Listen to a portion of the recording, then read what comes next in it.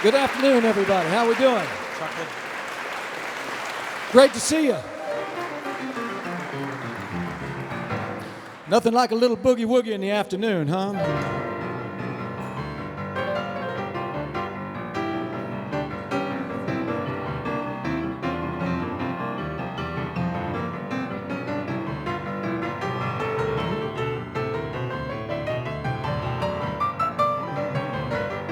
Well, if you want to hear some boogie like I'm gonna play, just an old piano and a knockout bass. The drummer's a boy they call Killer McCoy. I know you remember that old rubber-legged boy. Mama's cooking chicken fried in bacon grease. Come on, boys, it's just down the road a piece.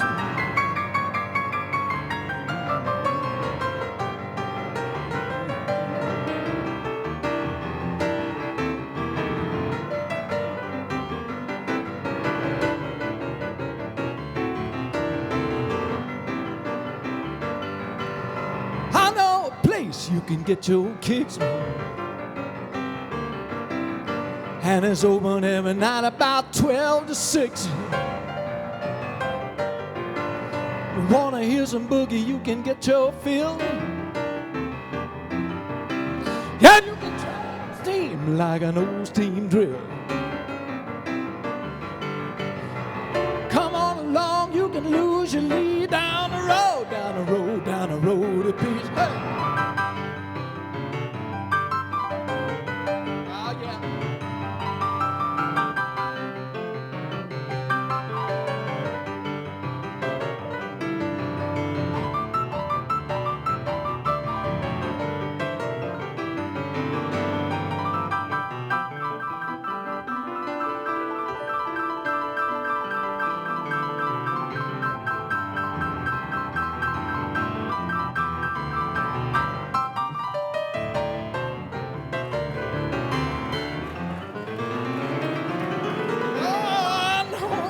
You can get your kicks,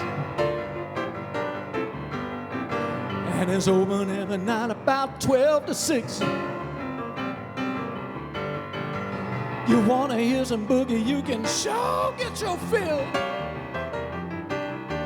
You can tug and scream like an old jean drill. Yeah, come on along, you can lose your lead down the road, down the road, down the road a piece. Come on along, you can lose your lead down the road, down the road, down the road a piece.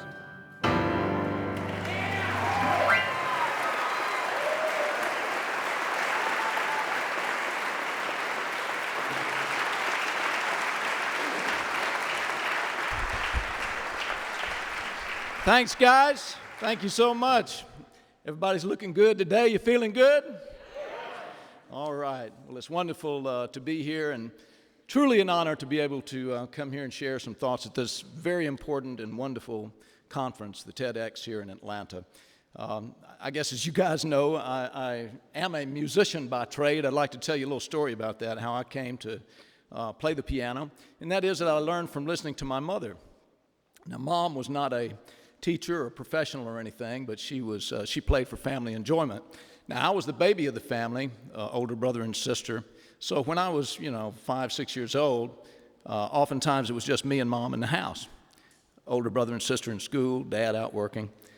And I used to love to listen to her play, so I would tug on her skirt and say, "Mama, play me something," and she would oblige. And I just was fascinated looking at her hands move up and down that keyboard, listening to the harmonies and the melodies, and it was just wonderful. Thank you. And so as time went on, she would encourage me to sit there and play and show me some things on the piano, sometimes leave me to my own resources. So I would just kind of tinker around and make things up. And she was always very encouraging me in those situations. She'd say, "Oh, that was lovely, Chuck. What was that?" So after a year or so of this, I began to solve the puzzle a little bit, and I was really enjoying myself. And I had this epiphany, you see, that this is what I wanted to do for my life's work. This is what I wanted my career to be. And so I was so excited about this, and I wanted to tell my mother. Went through the house calling her name, found her in the kitchen. Mama, Mama, I got something really important to tell you. And she said, my goodness, son, you're all worked up. What in the world's the matter? I said, Mama, I've made a big decision. You have? Well, okay, take a deep breath. Chuck, tell me what's on your mind. I said, Mama, I want to be a musician when I grow up. She smiled, looked down at me and said, honey, you can't do both.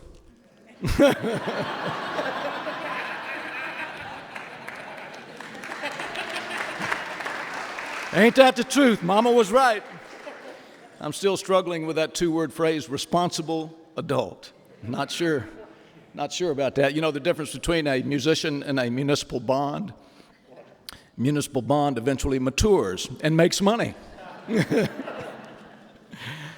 But I'm here today not only in my capacity as a musician, but in my other roles in life as an author, as a forest landowner, a tree farmer, a husband, a father, grandfather, and as a person who tries to balance all of these things. And of course, that is the theme of TEDx here in Atlanta this year, and I think it's a wonderful theme, the theme of balance. It's not always easy, is it? We strive to balance all kinds of things in our lives, our checkbooks, finances, our family lives, our physical selves and emotional selves, spiritual selves, and it's not always easy. It can be very challenging. And we can feel, I think, when things are in balance, it feels good, it feels right.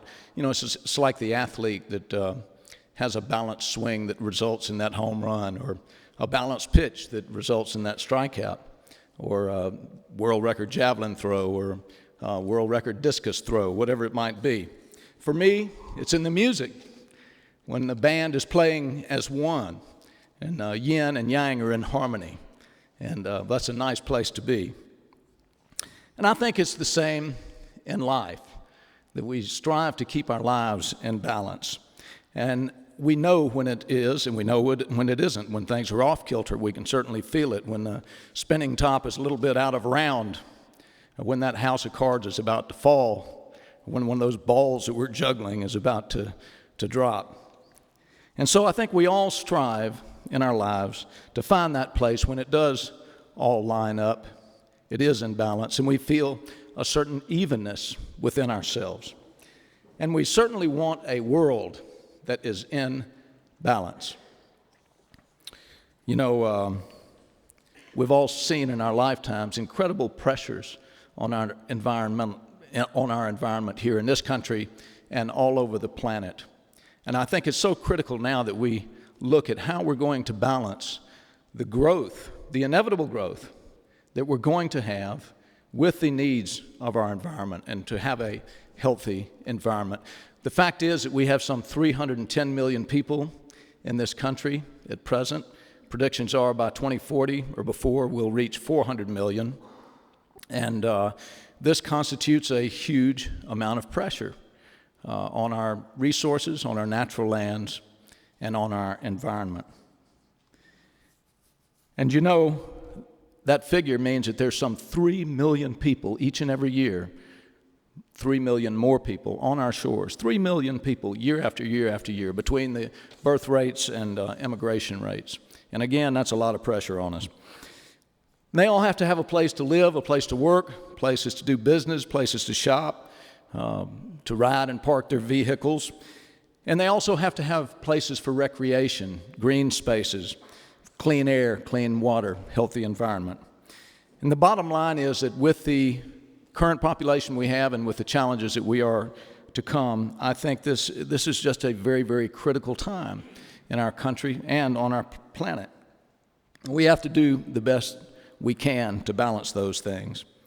Here's some statistics to think about. Here in Atlanta, on average over the past decades, we've been losing between 50 and 100 acres a day to growth and development. And even now in the economic downturn, when that is on the lower end of the scale, when things are popping, it's up around that 100 acres a day.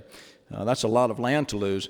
From Virginia down to East Texas, the whole Southeast loses almost 1 million acres a year to growth and development. Our country, over 2.5 million acres a year to this growth that we are having and going to continue to have.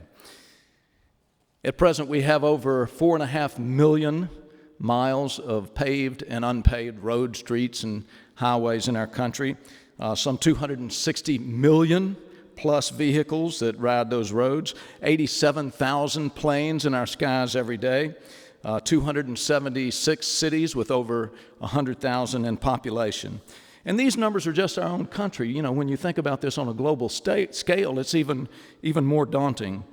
So with all of this in mind, this is a critical time in our history, and I think we have to really work hard to find that balance between our needs and our environment. Now, while these are all very serious challenges, it's not all doom and gloom out there, and I'm certainly an optimist.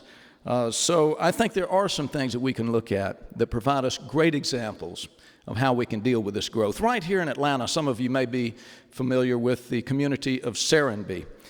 If you're not, just quickly, Steve Nygren, who is a successful restaurateur, bought him a little country getaway home, about 10 acres or so.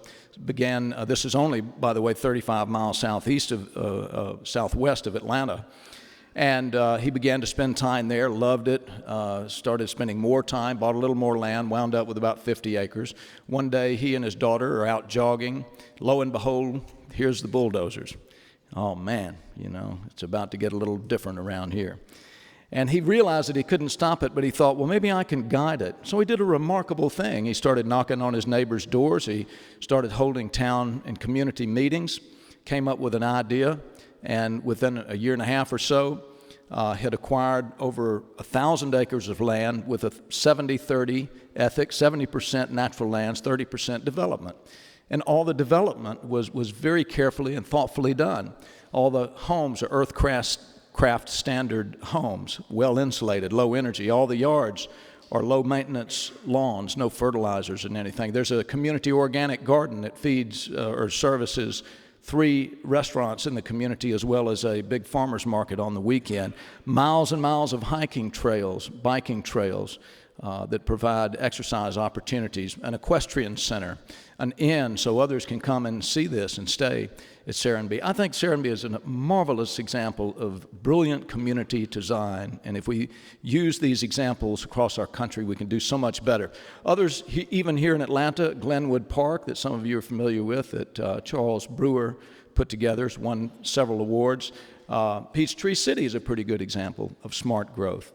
And there's so many other things related to this that we need to be aware of. Issues like clean, green energy that we keep talking about, but we don't quite seem to get there. My wife, Rose Lane, and I were in Germany recently, about a week ago. And boy, you see all the wind farms, the solar panels on the roofs of houses and buildings. And we are so far behind in this country. I think we need to really work hard to catch up with those things. We need to employ them more vigorously. Electric and hybrid cars, high-speed rail systems. Why don't we have high-speed rail in this country? Tools like conservation easements and land trusts that allow us to set aside lands that will always stay natural and never be developed are very important. Renovation of our iconic buildings. Some of you are aware of I think it was $26 million renovation of the Empire State Building in the last few years, resulting in a savings of some $60-70 million over the next 10 years. Concepts like biomimicry and industrial symbiosis. Biomimicry is the study of nature to see how we can do things better in mankind. Great example of that is a building in Zimbabwe, Africa, that was designed after studying these termite mounds, huge termite mounds. And the interesting feature of these mounds is that they stay almost at a constant temperature on the interior, even though, of course, you have the very hot days and cold nights in that part of the world. Well, they'd studied this, they figured out why, which basically was because of these sort of wind tunnels that the termites make that allow for ventilation throughout it. They designed a building, multi-use building, and lo and behold, they built it, no HVAC system, and it works extremely well. So we can learn a lot from nature. Industrial symbiosis, taking what would normally be waste products, the best example I know of, and making them useful. The best example I know of this is in Klundberg, Denmark, where there's a 15,000 megawatt power plant, and instead of having the excess heat, steam, and other products go to waste, the excess heat goes to warm over 3,500 homes in the area.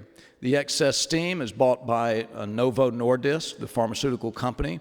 Also, some of that steam goes to a fish hatchery for their purposes. In turn, the fish hatchery creates sludge, and that sludge is used for fertilizer to fertilize gardens throughout the community.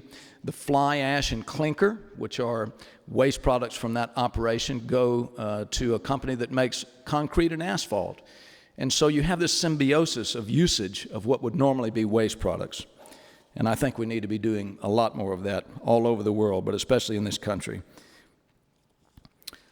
Corporate responsibility, something that I think is coming, and of course the very best example of that is the late, great Ray Anderson. And I'm so pleased to know that there'll be a tribute to Ray, a program on Ray later.